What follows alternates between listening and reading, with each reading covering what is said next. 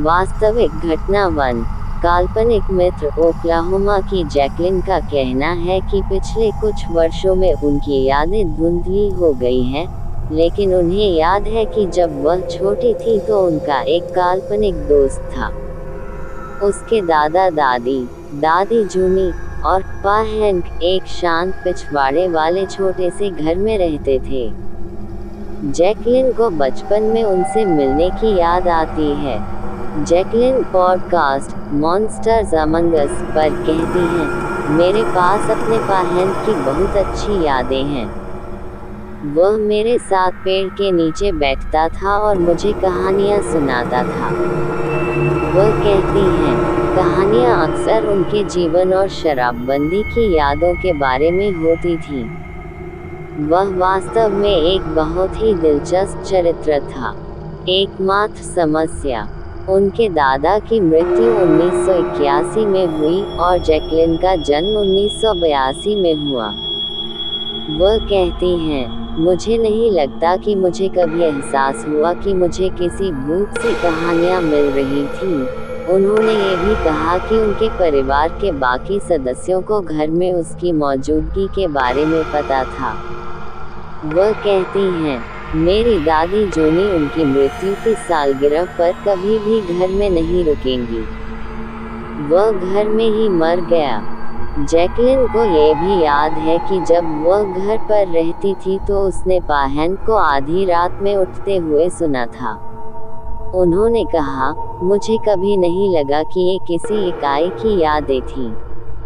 अंत में, जैकलिन कहती हैं कि भले ही उनके बचपन का काल्पनिक दोस्त वास्तव में उनके मृत दादा थे, लेकिन यह एक अलग प्रकाश डालता है क्योंकि यह एक रिश्तेदार था और कोई अजनबी नहीं था। ऐसा कभी नहीं लगा जैसे भूत हो, ऐसा लगा जैसे मैं अपने पा हैंक से बात कर रहा हूँ। वास्तविक घटना 2। अपहरण करने वाला भूत मॉन्स्टर्स अमंग अस पर जो नाम का एक कॉलर 1990 के दशक के अंत में कैलिफोर्निया से जॉर्जिया जाने के बारे में बताता है। इसके तुरंत बाद उनका कहना है कि उनके भाई ने पीच राज्य तक उनका पीछा किया और 1800 के दशक में बना एक पुराना घर किराए पर लिया। पॉडकास्ट के दौरान जो कहते हैं, यह बाहर से अच्छा लग रहा था, अंदर से यह अच्छा नहीं लग रहा था। जो के अनुसार जब से उसने अपने भाई को घर में आने में मदद की, तभी से चीज़ें खराब होने लगीं। मैं घर में चला गया और कहा, ओह यार, मेरी गर्दन के पीछे बाल खड़े हो गए और मुझे असहजता महसूस हुई, जैसे ये जगह बिल्कुल भी ठंडी नहीं है। वह कहते हैं, कुछ क्षण बाद शयनकक्ष में सामान ले जाते समय जो कहता है कि उसने फुसफुसाहट सुनी। उन्होंने आगे कहा, 2 लोगों के बीच तीखी फुसफुसाहट, लगभग बहस, कमरे की छत के ऊपरी हिस्से में मंडराती हुई प्रतीत होती है। जो कमरे से बाहर भागा और अपने भाई से पूछा कि क्या उसे भी घर के बारे में कुछ बुरा महसूस हुआ है। उसके भाई ने माहौल को भांप लिया था, लेकिन जो को आश्वासन दिया कि चीज़ें ठीक हो जाएंगी जब तक आप अच्छे हैं। जो कहते हैं, उन्होंने अपने भाई से कहा, मैं अच्छा नहीं हूँ, लेकिन मैं आपकी मदद करने जा रहा हूँ। मैं घर जा रहा हूँ और शायद मैं यहाँ वापस नहीं आऊँगा। और निश्चित रूप से जो के भाई को घर में असामान्य घटनाओं का अनुभव होने लगा। हालांकि सबसे अधिक चिंताजनक तब था जब जो कहता है कि उसकी युवा भतीजी एक व्यस्त सड़क पर हवा में हाथ उठाए अकेले घूमती हुई पाई गई थी। घटना की जांच के लिए पुलिस और अन्य एजेंसियों को बुलाया गया और जब पूछा गया तो उसके भाई की 4 वर्षीय बेटी ने बताया कि वह यहाँ रहने वाली बूढ़ी औरत के साथ टहलने गई थी। वह बस टहलने जाना चाहती थी, इसलिए हम टहलने चले गए। ये देखते हुए कि सामने का दरवाज़ा 4 साल की बच्ची के लिए इतना भारी था कि वह खुद नहीं खोल सकती थी, कोई भी यह नहीं समझ सका कि वह घर छोड़ने में कैसे सक्षम थी। जो के मुताबिक उनकी भतीजी ने कहा, बूढ़ी औरत ने दरवाज़ा खोला, फिर हमने कुत्ते को थोड़ा सहलाया, फिर टहलने चले गए। पॉडकास्ट के दौरान जो कहते हैं, वह 4 साल की उम्र में इतनी सच्ची और ईमानदार थी कि वह उसे झूठा नहीं कह सकते थे। इसके तुरंत बाद उसका भाई चला गया और फिर कभी नहीं लौटा।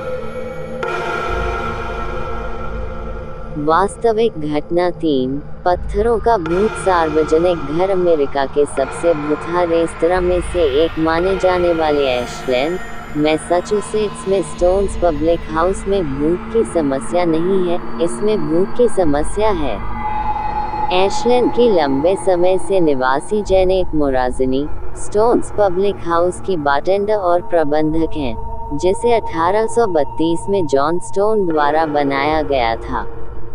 मोराज़नी के अनुसार, सराय में काम करना शुरू करने से पहले ही उसने रेस्तरां के हॉल में घूमने वाले एक युवा लड़के के भूत की कहानियां सुनी, जो 1918 के स्पेनिश फ्लू महामारी के दौरान एक तदर्थ अस्पताल के रूप में काम करता था।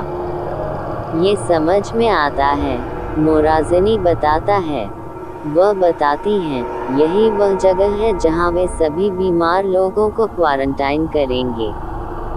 जाहिर तौर पर बहुत सी आत्माएं इसी वजह से गुजर गईं। ये सराय अन्य असामयिक मौतों का स्थान भी है, जिसमें एक युवा लड़की की मौत भी शामिल है, जो संपत्ति की सीमा से लगे रेल पटरियों के पास खेलते समय ट्रेन से टकराकर मर गई थी। मोराज़नी के अनुसार, सराय में आए एक पिता और पुत्र ट्रेनों को देखने के लिए रेस्तरां से बाहर निकले। अंदर वापस आने के बाद मोराज़नी ने पिता को अपने छोटे बेटे को आश्वस्त करते हुए सुना कि बाहर कोई नहीं है, बेटे के इस आग्रह के बावजूद कि उसने एक छोटी लड़की को उनके पास बैठे देखा था। वह ऐसा है, वह मेरे ठीक बगल में बैठी थी, वह रो रही थी, तुमने छोटी लड़की को नहीं देखा? और पिता ने कहा, वहाँ कोई नहीं था, वह सिर्फ मैं और तुम थे। दोस्त, मोराज़नी याद करते हैं। कहा जाता है कि अन्य भूत पुरानी सराय को परेशान करते हैं, जिनमें मालिक जॉन स्टोन भी शामिल है, जिसके बारे में मोराज़नी का कहना है कि वह वास्तव में वहाँ नहीं मरा था, लेकिन माना जाता है कि वह उस जगह पर नज़र रख रहा था। एक रात जब मोराज़नी सराय में अकेली थी, उसने कहा कि उसने दूसरी मंजिल पर सीधे उसके ऊपर चलने की आवाज़ सुनी। मैं ऐसा ही था, इसके लिए किसी भी तरह का कोई स्पष्टीकरण नहीं है। मैं जा रही हूँ, वह बताती हैं।